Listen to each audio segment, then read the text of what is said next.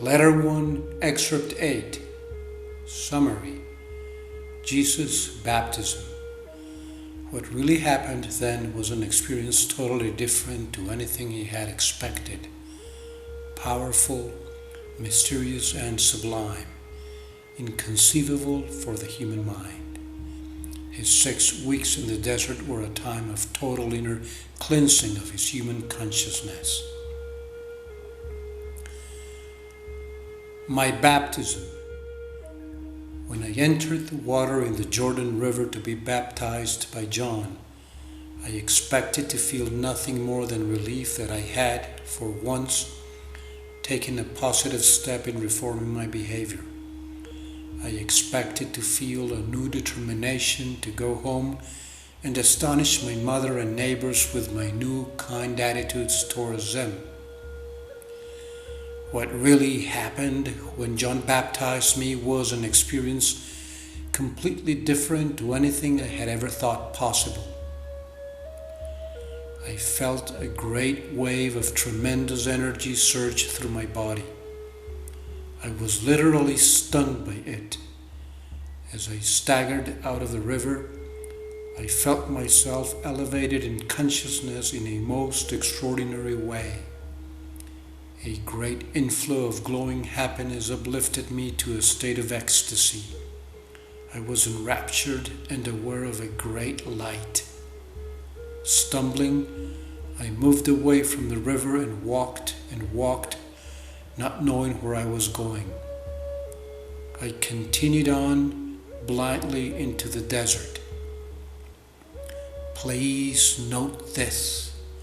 My 6 weeks in the desert were a time of total inner cleansing of my human consciousness. Old attitudes, beliefs, and prejudices were dissolved. The time has come for me to share with receptive people all that I felt, saw, realized, and understood. To help people abandon the age-old imaginative pictures of a biblical deity, I will avoid referring to God by that word and will use a terminology designed to stretch your minds to embrace what really is beyond all earthly form, color, sound, emotion, and comprehension. This terminology will become ever more meaningful as you persevere in meditation and prayer.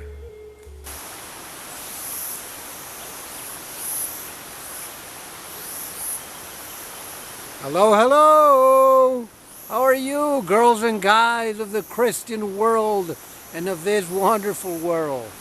I'm your friend and brother Michael's son. I'm here again with you, and it is so good to be here with you once again. I have resumed the reading of Christ's letters, and today we have read Excerpt 8 of Letter 1, Jesus' Baptism in the Jordan River by John the Baptist.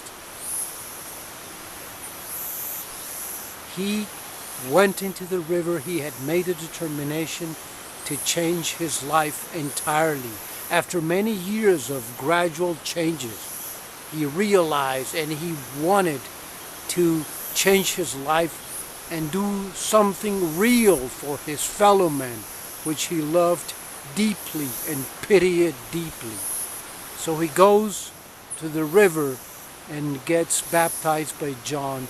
And the most wonderful thing that he had never thought it would be possible happened to him, totally unexpected.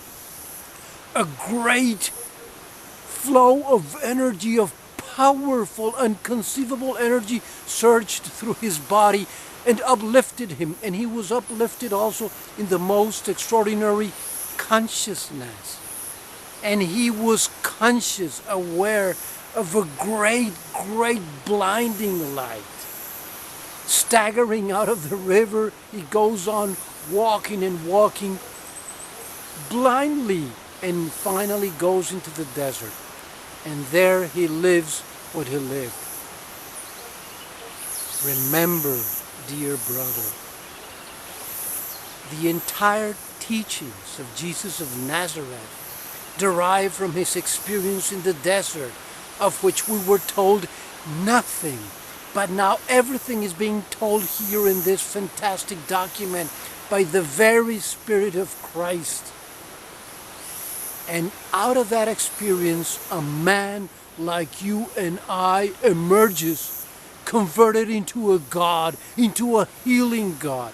He was a regular man like you and I, but the knowledge that he gained in the desert turned him into a healer and a master.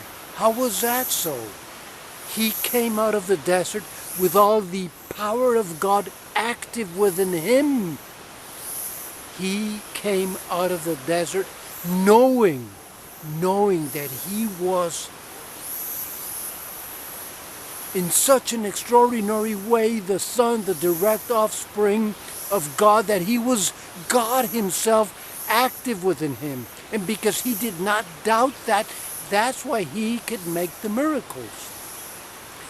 Of course, he could not go on telling his Jews. He was totally aware of his position, of his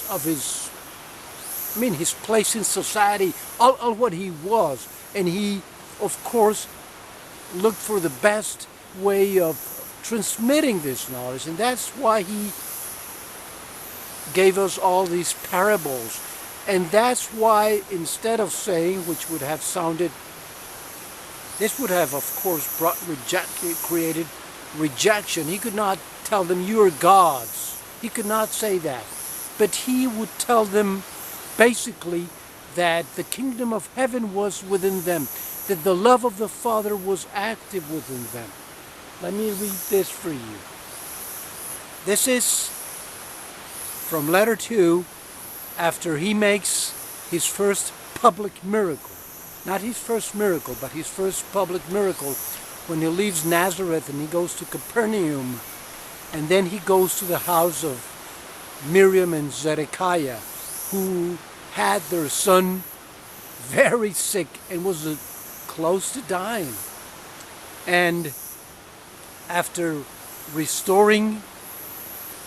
bringing this young man back to health, he's telling the hosts, the house, the owners, and all the people that was there, all the people that were there, he's telling them about the work of God within us, right? The work of creation, of loving creation within us. And he's telling, at this point, he's telling them about the growth of the baby in his mom's womb. And he says this: think, who determines all this steady, orderly growth within the woman? From whence comes the plans which govern the right development of head, body, and limbs, and are unvarying from one woman to another, and from one species to another? Who decides the exact moment when birth shall begin? The physical means by which a child shall be brought forth from the womb, the provision of milk for the child. Think, is it the mother? No way, Jose. No, it is not the mother. She is but witness of all that takes place in her. Does God do all this thing from afar? Do his thoughts reach out to each man and woman and decide when all these things shall take place? No way, Jose. All this work is accomplished by the creative mind power, the intelligently loving life within every living thing. We see the parents' love for their young, be they bird, animal, and man. Where does this love come from? It is drawn from the creative mind power, perfect love of the Father within us. It is because the Father does the work within the plants, the trees, the birds, animals, and man himself, that we are here today, living, breathing, eating, sleeping, having children, growing old, and then dying to pass on to a happier place. All of this is the work of the Father active within us. How can you possibly deny the truth of all I have said tonight? Today, you saw a dying young man brought back to fullness of life again within a short time. Was it I who healed him? No way, Jose, not at all. Of myself, I can do nothing. It was the life, that is the Father active within all things, which came in full force to repair an ailing body, a sick body, and bring it back to full health again, because I believed it and I would not doubt. And I did not doubt. Dear brother and sisters, believe it or not, you are gods. You're a god, dear brother, and dear sister, you're a goddess. Totally true. This is the reality of life. Not a God that is going to go on his own and do his own will and just know.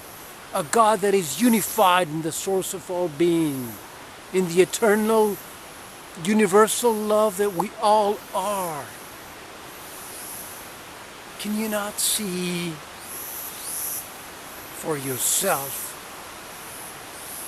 how sad, how limited, how miserable your life is despite your religion, despite your beliefs?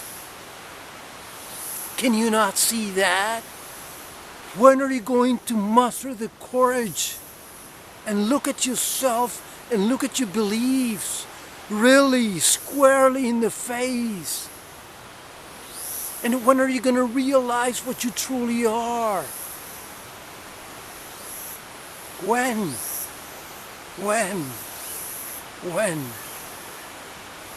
Listen. This is going to happen very soon. Very soon you will be forced by the course of events to face these questions that I'm asking you today in front of the camera. Even if you refuse to look at these things, the course of events will corner you, and will capsize all your beliefs, all your entire system, and then you will have to make a tough decision. Either to just drop all those limiting beliefs and things and just grasp the truth of what you are and start to live by it, or you will simply not do it and will not be ready.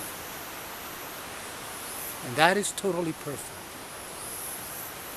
That will mean that you're just not ready yet for the momentous change that is going on in this earth, where all is changing, including all of us.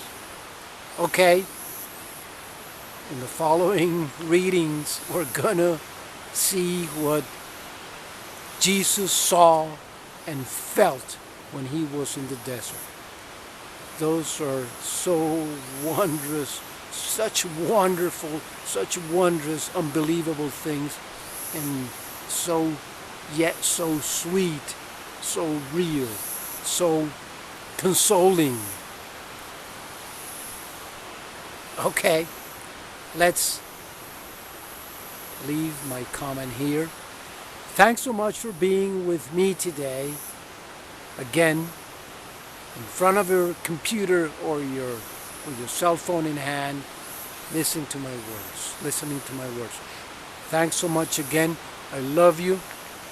Dear brothers and sisters, please give me a like if you like this video. Thanks so much for sharing with friends, and hope to see you soon. Hasta la vista, amigos. Bye-bye.